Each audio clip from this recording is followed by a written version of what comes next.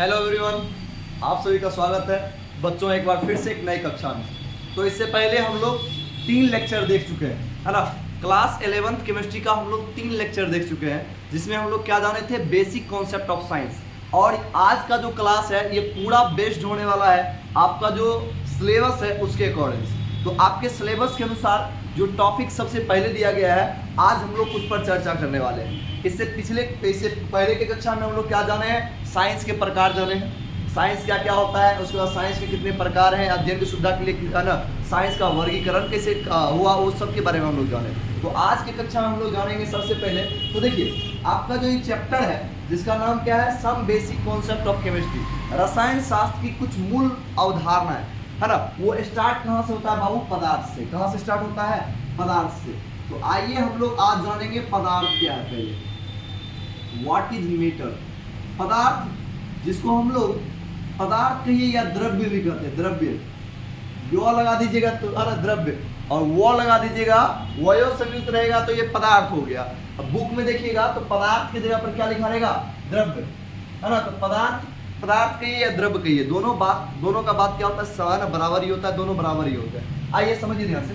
English में देखिए इसको क्या कहा जाता है, इसको या तो आप कहिएगा मेटर या फिर कहिएगा सब्सटेंस। या तो आप इसको मेटर कहिएगा या फिर कहिएगा इसको सब्सटेंस। अब कहेंगे सर ये मेटर या सब्सटेंस होता क्या है, उसके बारे में आज हम लोग बात करने वाले हैं।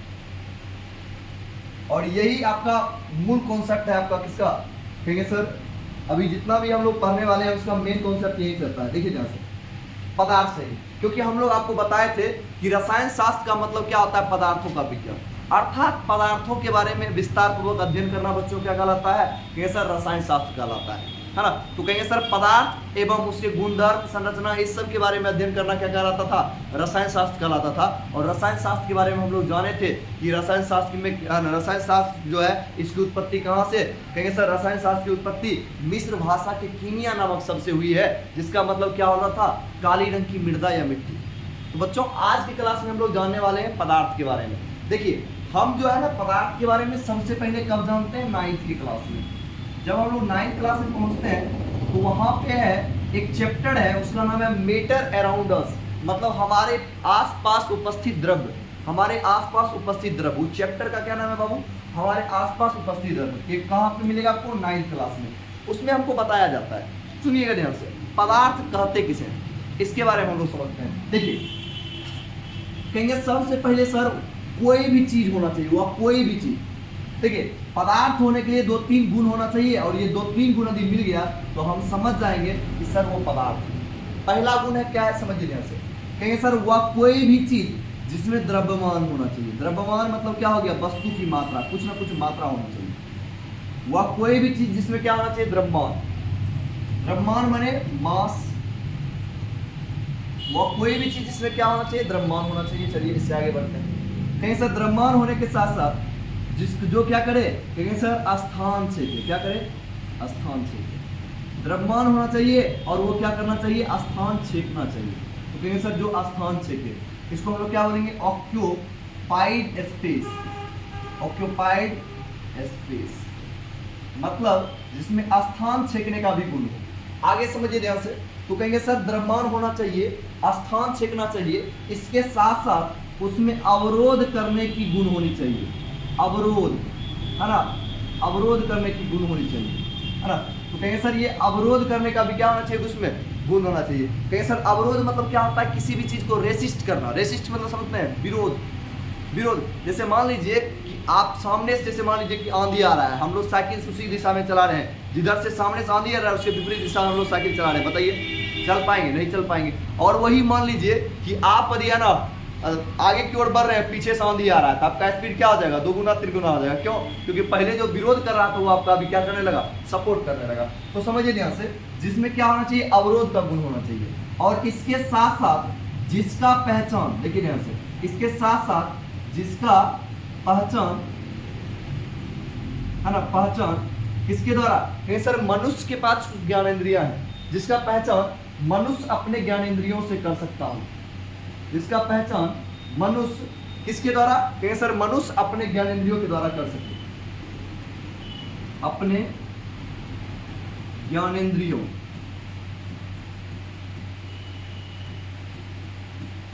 जिसका पहचान मनुष्य अपने ज्ञानेंद्रियों के सहायता से कर सके, सहायता से कर सके। अब आपके माइंड में एक क्वेश्चन आ रहा होगा कि सर ज्ञानेंद्रिया होता क्या है, समझिए ध्यान से। कहिए सर ज्ञानेंद्रिया जिसे हम लोग क्या कहते हैं, सेंस ऑफ ऑर्गन, क्या बोलते हैं, सेंस ऑफ ऑर्गन इंग्लिश में। तो देखिए ध्यान से, कहिए सर ज्ञानेंद्रिया शरीर का वह भाग, हिस्सा या है ना, कहिए सर शरीर का वह भाग, हिस्सा या है ना, टुकड़ा के ये जो कहना है ना कि सर शरीर का वह भाग, हिस्सा जिसके द्वारा बाहरी वातावरण में हो रहे बदलाव को हम लोग क्या करते हैं, अनुभव करते हैं, तो उसे हम लोग क्या कहेंगे, कहेंगे सर उसे हम लोग ज्ञानेंद्रिया कहते हैं। तो कहेंगे सर शरीर का वह हिस्सा या भाग जिसके द्वारा बाहरी वातावरण में हो रहे बदलाव को हम लोग क्या करते हैं, कहेंगे सर बाहरी वातावरण में हो रहे बदलाव को हम लोग अनुभव करते हैं, तो उसे हम लोग क्या करते हैं, ज्ञानेंद्रिया। और ये अनुभव किसके द्वारा किया जाता है, तो मनुष्य के पास 5 ज्ञानेंद्रियां हैं, उसका नाम क्या क्या है बाबू रे, आंख, कान, नाक, जीभ, त्वचा। ये क्या है, ये सभी ज्ञानेंद्रियां हैं, जिसको हम लोग क्या बोलते हैं, ह्यूमन सेंस ऑफ ऑर्गन, है ना। इसे हम लोग मनुष्य का ज्ञानेंद्रिया करते हैं। इन सभी में से किसी एक के द्वारा जिसका पहचान किया जा सके उसे हम लोग क्या कहते हैं बाबू, उसे हम लोग पदार्थ कहते हैं। तो पदार्थ का जो डेफिनेशन बना वो कौन सा बना, तो कहेंगे सर देखिए ध्यान से, रेसिस्ट, देखिए इसको हम लोग कहेंगे सर अवरोध को हम लोग क्या कहेंगे, रेसिस्ट, है ना। रेसिस्ट मतलब क्या होता है, मतलब रेसिस्टेंस आ गया, प्रतिरोध मतलब अवरोध करने का गुण। तो क्या कहेंगे, वह कोई भी चीज या वह कोई भी वस्तु या वह कोई भी चीज जिसमें क्या हो, द्रव्यमान हो, जो स्थान छेके, जो अवरोध उत्पन्न करे तथा जिसका पहचान मनुष्य अपने ज्ञानेंद्रियों के सहायता से कर सके, उसे हम लोग क्या कहते हैं, पदार्थ कहते हैं। उसे हम लोग क्या कहते हैं, पदार्थ। बात समझ गए। तो कहेंगे सर हम लोग अब इसका डेफिनेशन आइए लिखते हैं, है ना। तो हम लोग को किसका डेफिनेशन लिखना है, पदार्थ का। तो आइए हम लोग इसका डेफिनेशन लिख लेते हैं, थोड़ा सा इसको हटा लेते हैं। आप लोग समझ गए होंगे, ये सारा प्रॉपर्टी होना चाहिए, तभी जाके क्या होगा। तो एक बार बताइए आप लोग, क्या हवा पदार्थ है, कहेंगे हाँ सर है। क्यों, क्योंकि आप उसको यदि बैलून के अंदर भरिएगा तो स्थान छेकता है, कोई दिक्कत। और हमारे आसपास के वायुमंडल में जहां जहां भी एयर है, विभिन्न प्रकार के गैस हैं, सभी क्या क्या कहेंगे, सभी स्थान भी छेक रहा है। और कहेंगे सर अवरोध भी उत्पन्न करता है। अवरोध देखिए, जब आप तेज गति से साइकिल चलाइएगा तो देखिएगा हवा आपका विरोध करेगा, तो क्या कहेंगे सर, हवा में सभी कहेंगे सर इसका देखिए, इसका पहचान हम लोग देखते हैं, जब हवा कभी आता है तो थोड़ा सा ठंडापन की महसूस होती है त्वचा पर, उसके द्वारा भी कर सकते हैं। तो कहेंगे सर मतलब पदार्थ वाला सभी गुण पाया जाता है, इसलिए हम इसे क्या कहेंगे कि सर हवा भी क्या है, आपका पदार्थ है। तो आइए ध्यान से हम लोग देखते हैं अब इसका डेफिनेशन। तो डेफिनेशन का बात कर रहे थे हम लोग, आइए डेफिनेशन देख लेते हैं। तो क्या बोले, कहेंगे सर कोई भी चीज, है ना, या कोई भी चीज या वस्तुएं, वह कोई भी चीज, है ना, ऐसे की वह कोई भी चीज, वह कोई भी चीज या वस्तुएं, वह कोई भी चीज या वस्तुएं जिसमें क्या होना चाहिए बाबू, द्रव्यमान, जिसमें द्रव्यमान हो, अवरोध उत्पन्न करे, जिसमें द्रव्यमान हो, है ना, जिसमें द्रव्यमान हो, जो स्थान छेके, थोड़ा सा स्थान को पहले ले लीजिए, स्थान छेके अवरोध उत्पन्न करे, अवरोध उत्पन्न करे,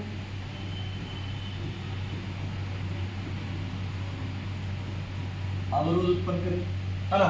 वह कोई भी चीज या वस्तुएं जिसमें द्रव्यमान हो, जो स्थान छेके अवरोध उत्पन्न करे तथा जिसका पहचान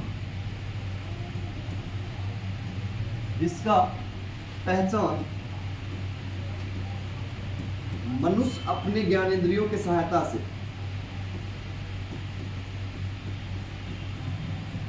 मनुष्य अपने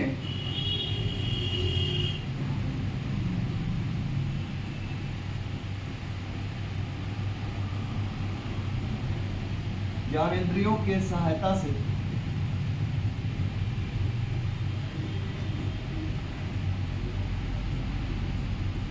कर सके तो उसे पदार्थ कहते हैं।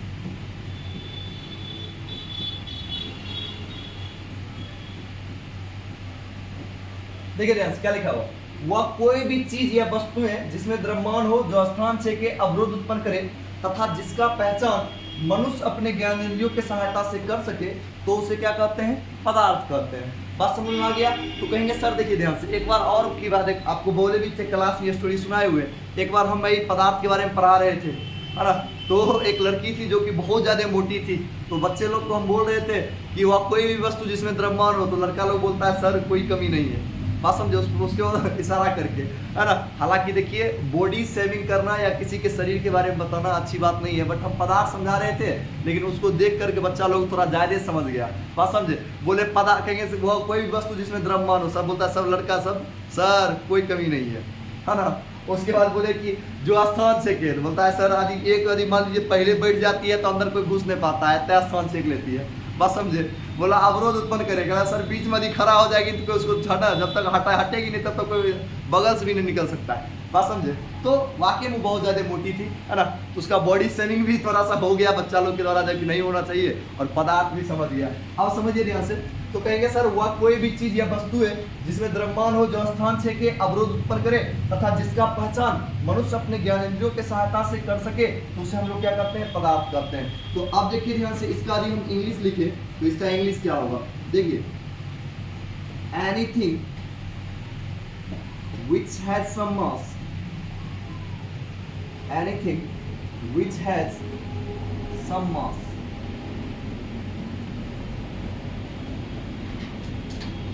है ना, which resist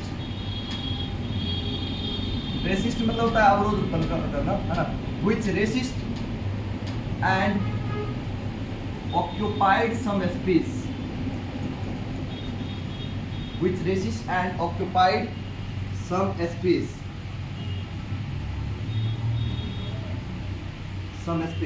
and which can be observed,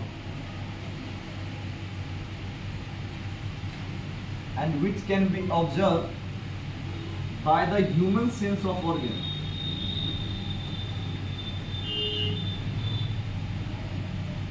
Human sense of organ.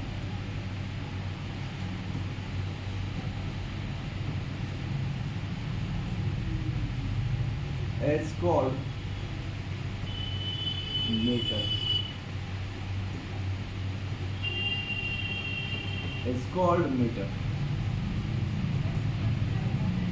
देखिए यहाँ क्या लिखा हुआ, anything which has some mass, which resist and occupied some space, जो अवरोध उत्पन्न करता हो तथा स्थान सेकता हो, है ना, and occupied some space and which can be observed, और जिसका पहचान by the human sense of organ, मनुष्य अपने ज्ञानेंद्रियों के सहायता से कर सकता हो, तो उसे हम लोग क्या कहेंगे, कहेंगे सर पदार्थ करते हैं। ये पदार्थ का डेफिनेशन हुआ। तो कहेंगे सर हम लोग के आसपास, पृथ्वी के आस, मतलब कहेंगे सर हम लोग कहाँ पे रह रहे हैं, भूप्रपट्टी पर रह रहे हैं, पृथ्वी के बाहरी सतह पर। इधर देखिए, इधर जहां भी देखिएगा सभी जगह पर आपको क्या मिलेगा, सिर्फ और सिर्फ पदार्थ ही मिलने वाला है ना। पदार्थ मतलब क्या हो गया, आप देखिए ध्यान से, हाँ ध्यान रहे, लाइट पदार्थ नहीं है। लाइट क्या है, फॉर्म ऑफ एनर्जी है। बात समझ गए?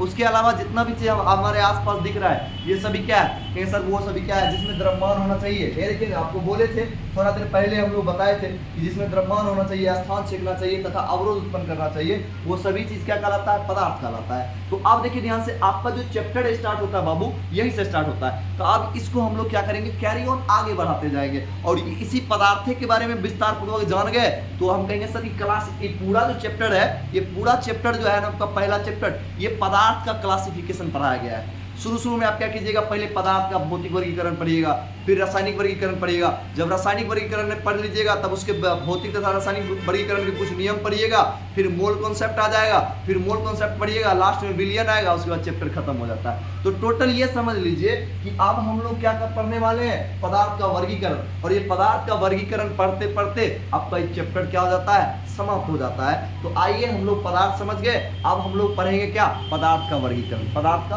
वर्गीकरण आइए समझते हैं ध्यान से। देखिए कहेंगे सर अध्ययन के सुविधा के लिए हमारे आसपास बहुत तरह के पदार्थ हैं। कौन कौन से पदार्थ हैं? कहेंगे सर दूध भी है, पानी भी है, गैसेज भी है, एयर भी है, जो कि खुद एक गैसेज में कहेंगे सर बहुत सारे गैस उसमें एयर में होते हैं, जिसको हम लोग वायु या हवा कहते हैं। और उसके अलावा कहेंगे सर कुर्सी हो गया, बेंच हो गया, टेबल हो गया, पंखा हो गया, हम हो गए, है ना, गाय हो गया, भैंस हो गया, जानवर हो गया, समझे? तो ये सभी क्या है, पदार्थ है। तो हम कहेंगे सर ये सभी चीज क्या है, पदार्थ है। तो इसका हम लोग आज क्या पढ़ने वाले हैं? कहेंगे सर पदार्थ तो पढ़ लिए, अब पढ़ने वाले हैं इसका वर्गीकरण। तो आइए हम लोग इसके वर्गीकरण से रिलेटेड चीजों को देखते हैं। आइए देखिए, अभी हम बात करें तो थोड़ा सा आइए हम लोग दिखाते हैं पहले आपको कुछ एग्जांपल, उसके बाद देखिएगा।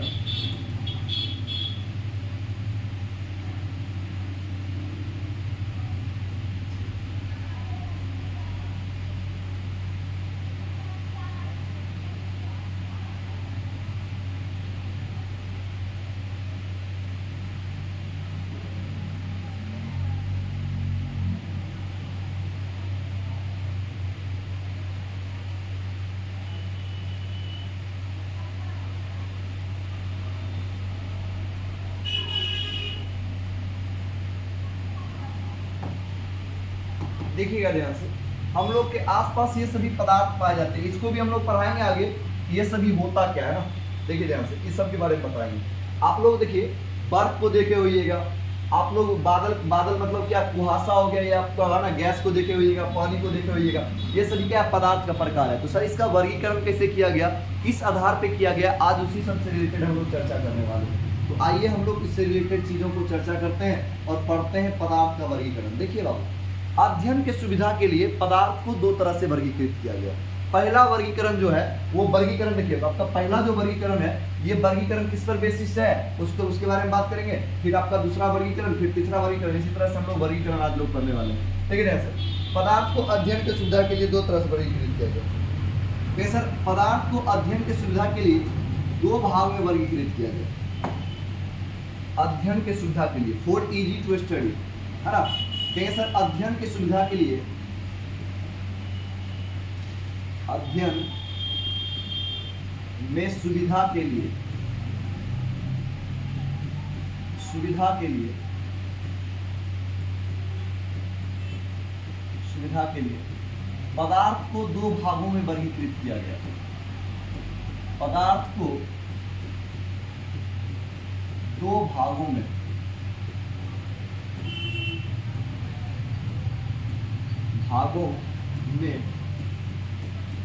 वर्गीकृत किया गया।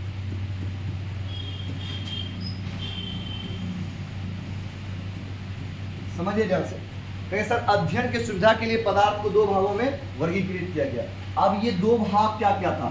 Sir for easy to study, for easy to study, study method will classify, matter will classify in two types, है ना। कोशिश कीजिए आप लोग इंग्लिश भी लिखने का, ताकि आपसे है ना ज्यादा से ज्यादा आप लोग इंग्लिश बोल पाइएगा। चलिए ध्यान से, आप कहेंगे सर पहला कौन सा वर्गीकरण हुआ इसके अंतर्गत? बाबू पहला जो वर्गीकरण हुआ था इसके बारे में हम लोग बात कर लेते हैं। देखिए कहेंगे सर अध्ययन के सुविधा के लिए कितने भागों में? दो भागों में। पहला जो वर्गीकरण हुआ उसको हम लोग बोले थे भौतिक वर्गीकरण। कौन सा वर्गीकरण? भौतिक वर्गीकरण।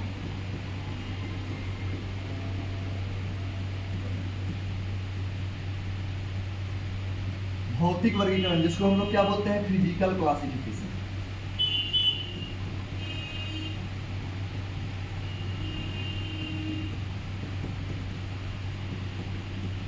आप समझिए ध्यान से, पहला आपका फिजिकल क्लासिफिकेशन हो गया, और दूसरा जो है आपका वो क्या हो जाएगा? आपका रासायनिक वर्गीकरण। रासायनिक वर्गीकरण इसको हम लोग क्या बोलते हैं? Chemical classification. रासायनिक वर्गीकरण जिसको हम लोग बोलते हैं केमिकल क्लासिफिकेशन।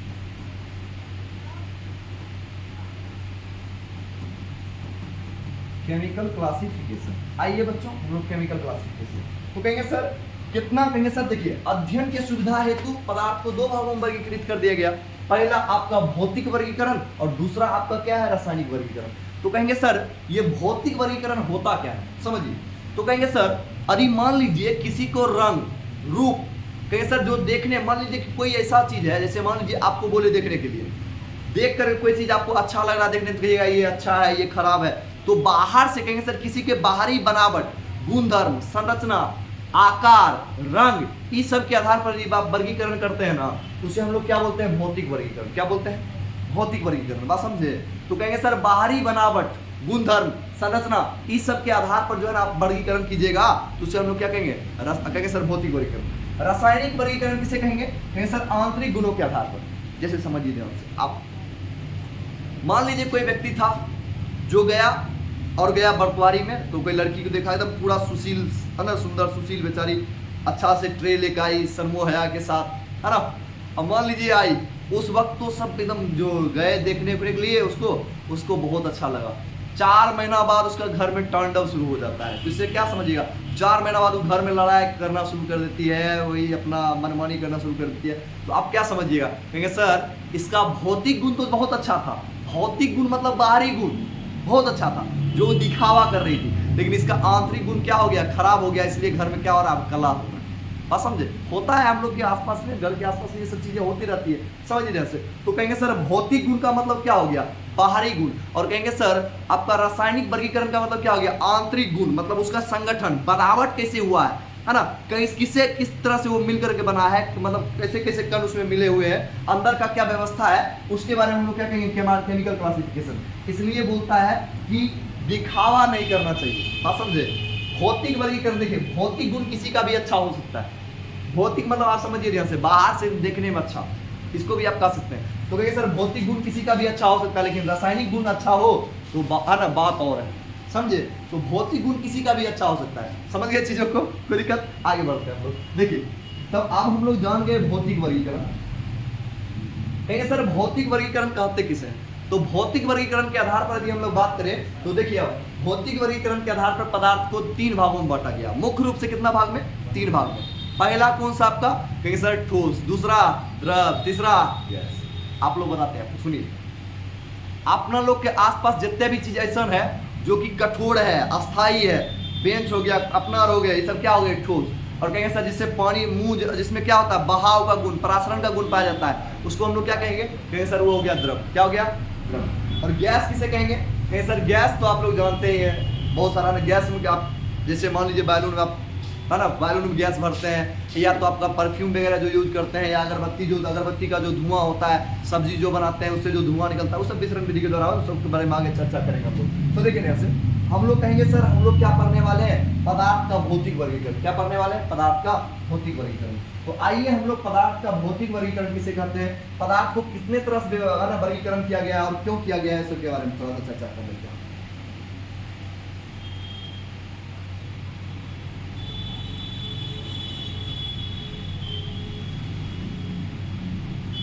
आइए देखिए, देख रहे हैं आप लोग ऊपर क्या लिखा हुआ है बाबू, मीटर। क्या लिखा हुआ है, मीटर, जिसको हम लोग क्या बोलते हैं, पदार्थ।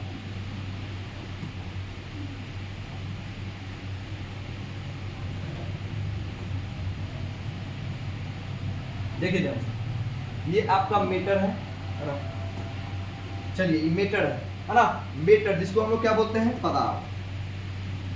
मीटर को अभी जस्ट हम बताए थे, या तो आप पदार्थ कहिए या फिर क्या कहिए, द्रव, या तो फिर आप पदार्थ कहिए इसको या फिर क्या कहिए, द्रव।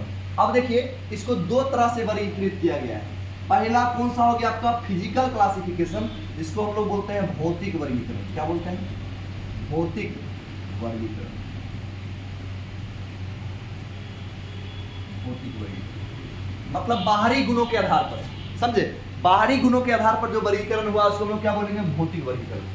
अच्छा कहेंगे सर जो आंतरिक गुण या बनावट के आधार पर वर्गीकरण हुआ, उसके अंदर का जो आंतरिक संरचना है या आंतरिक संगठन, संगठन मतलब होता है बनावट, फॉर्मेशन, है ना, उसके आधार पर जो वर्गीकरण हुआ है उसको हम लोग क्या बोलेंगे, रासायनिक वर्गीकरण। रासायनिक वर्गीकरण जिसको हम लोग क्या बोलते हैं, केमिकल क्लासिफिकेशन, रासायनिक वर्गीकरण। तो देखिए इधर आपका क्या हो गया, कहेंगे सर आपका केमिकल क्लासिफिकेशन हो गया, और इधर क्या हो गया, भौतिक वर्गीकरण। तो देखिए कहेंगे सर भौतिक वर्गीकरण के आधार पर पदार्थ को मुख्य रूप से 3 भागों में वर्गीकृत कौन सा हो गया आपका बाबू? ठोस। क्या हो गया? ठोस। दूसरा क्या हो गया? द्रव्य, जिसको आप लोग लिक्विड करते हैं। लिक्विड क्या एग्जांपल हो गया आपका? ये सर दूध हो गया, कोल्ड ड्रिंक्स हो गया, पानी हो गया, इस तरीके से क्या उदाहरण है लिक्विड का। ठोस तो आप लोग जान रहे हैं, ईटा, पत्थर, है ना, बेंच, टेबल, कुर्सी, पंखा, ये जितना भी आपका कठोर चीज है ना, वो सभी क्या होता है? ठोस होता है। रबर हो गया। आइए, और ये क्या हो गया आपका? गैस, है ना। ये पदार्थ को मुख्य रूप से 3 भागों में वर्गीकृत किया गया। कितने भागों में?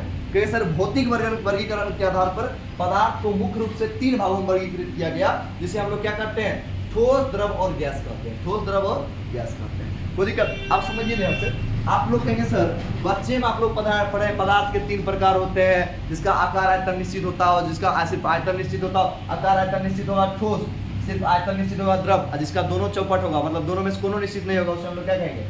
है ना, गैस। तो इसको सब छोड़ करके तो 11th में आने के बाद आप इसका बेसिक प्रॉपर्टी आपको ये जानना है कि सर ठोस कठोर क्यों होता है, सर ठोस का आकार और आयतन निश्चित क्यों होता है, सर ठोस जो है ना मजबूत क्यों होता है, सर पानी कहीं सर पानी वाष्पशील हो जाता है, जबकि आपका लोहा का है वाष्पशील होता है, सर ऐसा क्यों ना है कि घर का छौर रख ले अपने धीरे धीरे पतला हो जाता है, जबकि घर के छत पर जाकर पानी छोड़िए वो कुछ देर के बाद क्या हो जाएगा? वाष्पित हो जाएगा। ये इसके पीछे का रीजन क्या है सर?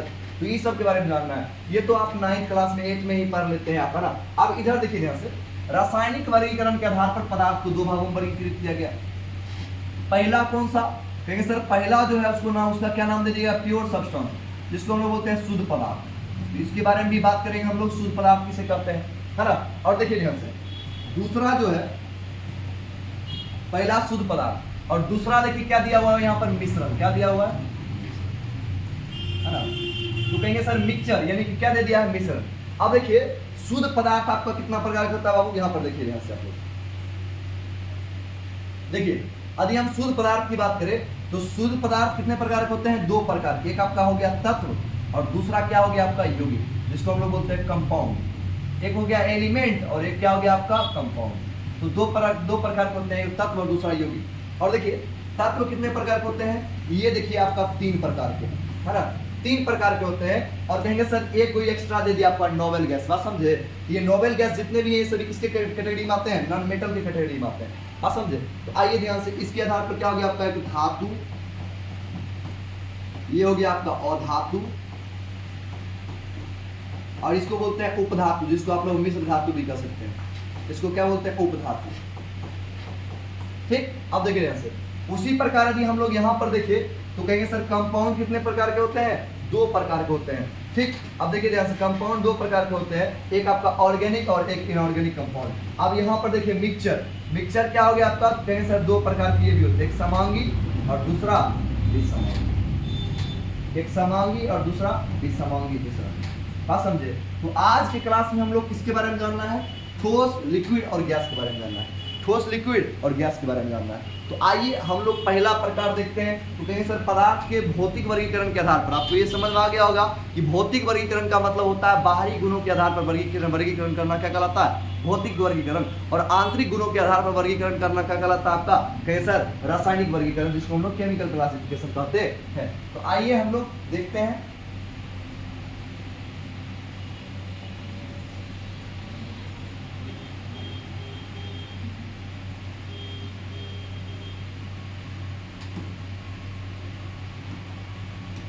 चलिए देखिए यहाँ पर,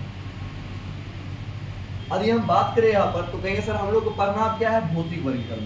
तो आइए हम लोग भौतिक वर्गीकरण पर चर्चा कर लेते हैं। तो भौतिक वर्गीकरण करना है, क्योंकि भौतिक वर्गीकरण करना है, इसलिए हम लोग आप किसके बारे में पढ़ेंगे? भौतिक वर्गीकरण के बारे में।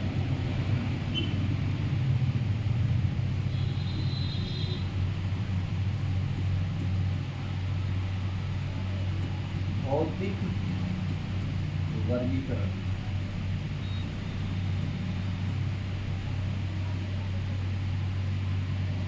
देखिए भौतिक वर्गीकरण के आधार पर, इसको हम लोग बोलते हैं फिजिकल क्लासिफिकेशन। भौतिक वर्गीकरण के आधार पर पदार्थ 3 प्रकार के होते हैं। एक आपका हो गया सॉलिड, दूसरा हो गया आपका लिक्विड और तीसरा हो गया आपका गैस। एक आपका सॉलिड, दूसरा लिक्विड और तीसरा क्या हो गया? गैस। आप समझिए ध्यान से, पहला जो कैटेगरी पढ़ना है आपको वो क्या पढ़ना है आपका? सर पहला जो टाइप्स है उसको हम लोग क्या बोलेंगे? ठोस। तो कहेंगे सर मान लीजिए ये कोई क्या आपका ब्रिक है, ब्रिक मतलब समझते हैं ईट, ब्रिक इसको हम लोग क्या बोलते हैं ईट। और ये ईट क्या होता है, कहेंगे सर ये सॉलिड है जिसे हम लोग ठोस करते हैं, ये सॉलिड है जिसे हम लोग क्या करते हैं ठोस करते हैं। तो कहेंगे सर ये क्या है आपका ईट जो है ये क्या है ठोस है। आप सुनिए ध्यान से, ऐसा ठोस क्यों है इसके बारे में बात करेंगे, क्योंकि हम लोग परिभाषा जानते हैं सर, वह पदार्थ या वह कोई वस्तु जिसका आकार और आयतन निश्चित हो, दोनों आकार भी निश्चित हो और क्या होता हो आयतन भी निश्चित हो, आकार और आयतन दोनों निश्चित हो, उसे हम लोग क्या करते हैं ठोस करते हैं, है ना।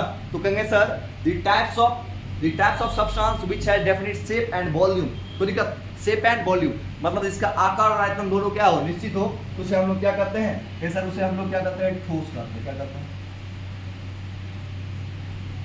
इसका आकार और आयतन दोनों निश्चित हो तो उसे हम लोग क्या करते हैं ठोस करते हैं। चलिए बहुत बढ़िया बात है, आकार आयतन जिसका निश्चित होगा उसे हम लोग क्या कहेंगे ठोस कहेंगे। लेकिन अब यहाँ पर क्वेश्चन ये उठता है कि सर इसका आकार आयतन निश्चित होता क्यों है, बात समझे कि सर मेन क्वेश्चन यहाँ पर ये उठ रहा है आपका कि सर इसका आकार आयतन निश्चित क्यों होता है, ये अस्थाई क्यों होता है सर, इसके कण गति क्यों नहीं करते हैं। जिस प्रकार पानी को यदि एक जगह पर रखे तो दूसरे जगह पर क्या होता है परासरण होने लगता है, मतलब हम लोग पानी को एक जगह पर रखे ना तो वो क्या उसमें होता है कहेंगे सर उसमें गमन की प्रक्रिया होने लगती है, अपने अपने वो अपना रास्ता बनाना शुरू कर देता है। आप देखते हो कभी टेबल पर चाहे किसी पर पानी गिर जाता हो तो अपने ना स्लाइड करना शुरू कर देता है। तो कहें सर ठोस में ऐसा क्यों नहीं होता है, आप जहाँ पर किताब रखते हैं वहीं पर रहता है, ऐसा नहीं कि पसर कर कहीं दूसरे जगह पर चल गया, है ना, ऐसा नहीं है। वैसा रहता था आप भी रात को अपना रूम में सोए नहीं रहते, आपका रूम उठ के कहीं पर चल जाता क्योंकि रूम आपका क्या है ठोस है, ऐसा होता नहीं है। तो आइए हम लोग समझते हैं ऐसा क्या होता है। सर देखिए कोई भी पदार्थ जैसे मान लीजिए ठोस है आपका ईट है,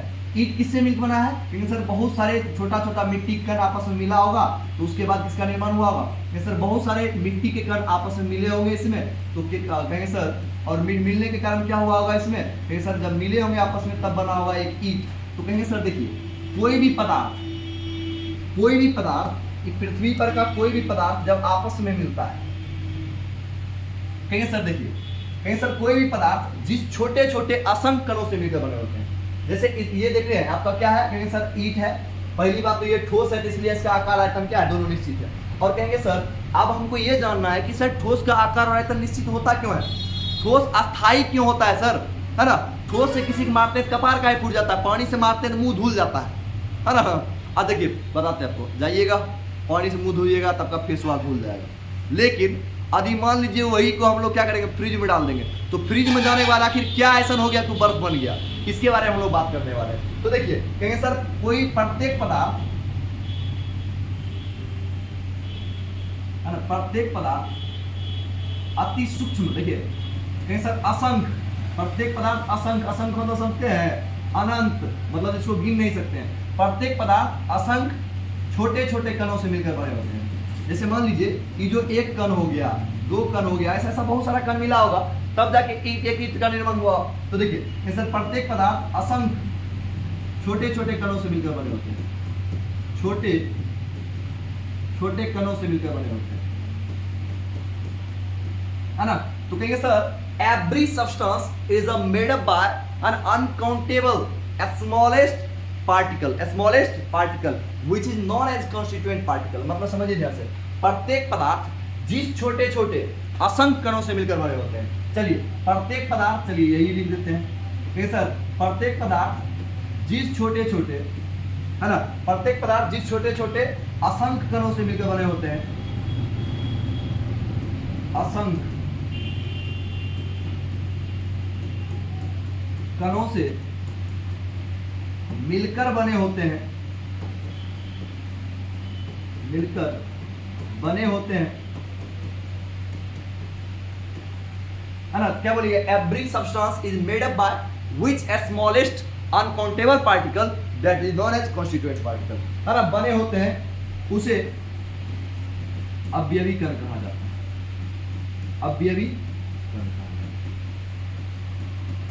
और जानते हैं सारा रोल इसी का है, अवयवी कण का ही अवयवी कण कहा जाता है। तो क्या बोले आपको प्रत्येक पदार्थ जिस छोटे छोटे असंख्य कणों से मिलकर बने होते हैं उसे हम लोग क्या करते हैं अवयवी कण कहते हैं, और सारा रोल इसी का है। तो ऐसा ठोस हो, द्रव हो, गैस हो, प्रत्येक पदार्थ में क्या पाए जाते हैं? अवयवी कण। देखिए गैसों के कण को क्या कहेंगे? अवयवी कण।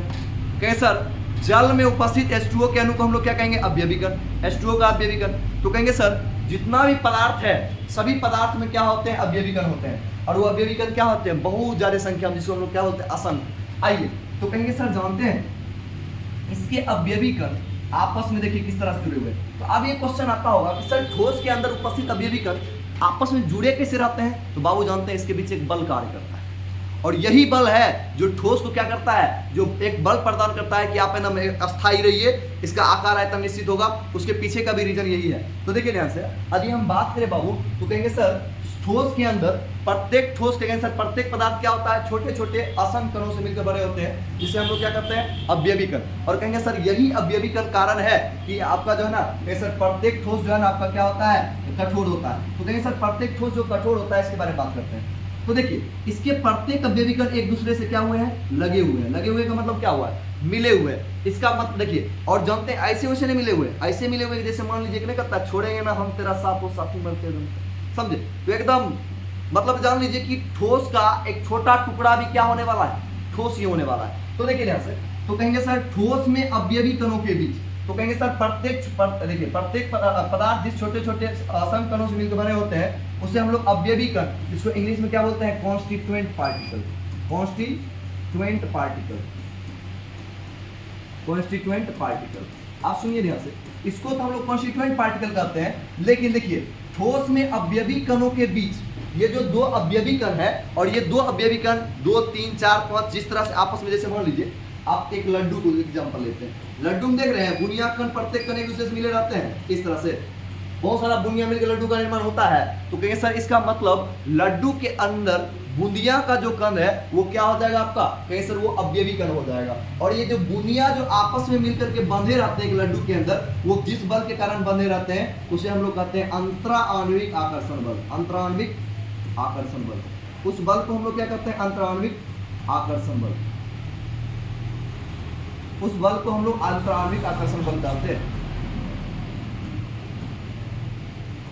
तो कहेंगे सर ठोस में अवयवी कणों के बीच, ठोस में अवयवी कणों के बीच कार्य करने वाले बल को अंतराण्विक आकर्षण बल कहते हैं। तो सुनिए ध्यान से बताते हैं। आपको कोई पूछे ना ठोस का आकार और आयतन निश्चित होता है क्यों? मतलब ठोस का मुंह कण निश्चित होता है क्यों? ऐसा नहीं है कि पानी की तरह कहीं भी पसर जाएगा।